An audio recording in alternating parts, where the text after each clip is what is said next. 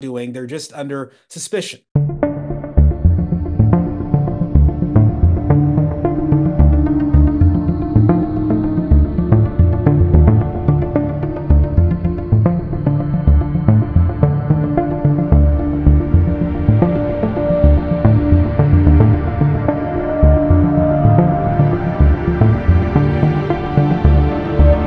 The federal government here in the United States maintains what's called the watch list. They've kept this for about 20 years. And what this is the more general term for a secret list of names the government uses.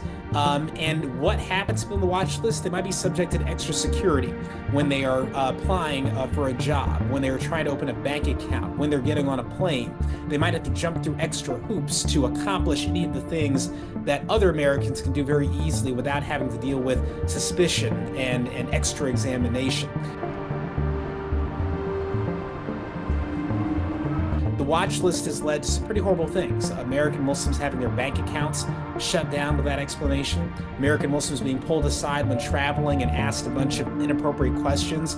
What's your religion? How many times a day do you pray? What imam do you like? It's resulted in one case in an American being repeatedly pulled over while driving by local police who saw his name on a list, and they approach him with guns out, endangering his life, simply because he's wrongly on this watch list. And there have been some incidents. We also know from a leak of the watch list that over 95% of the names on the watch list are the names that are typically associated with Muslims.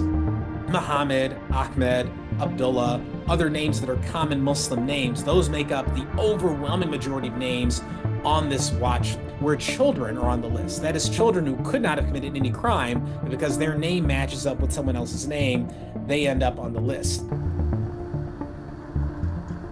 Get an alert when they're put on the list.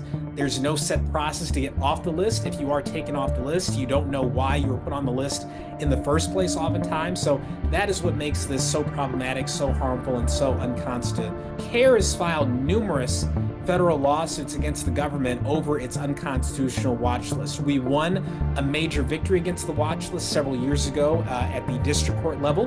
The government then appealed that ruling, and the government won at the appeals court level.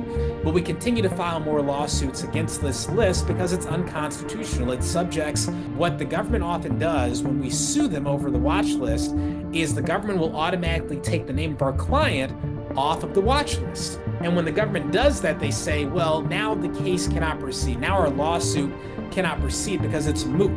The person's not on the list anymore. We've solved the problem. Therefore, you can't sue us about what we've done.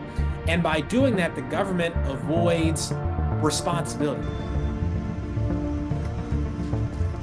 Right now, we are in court, in the Supreme Court, waiting to find out whether or not the court will allow us to continue to move forward with our cases against the government, even if they take the name of our client. We are hopeful the court will recognize what we recognize, that the government cannot get away with abusing Americans, limiting their rights, and then we are hopeful the court will recognize how important it is that that not be allowed to happen. We are hopeful the court will rule in our favor, and if they don't, then we of course plan to continue fighting the watch list everywhere we can in courts of law.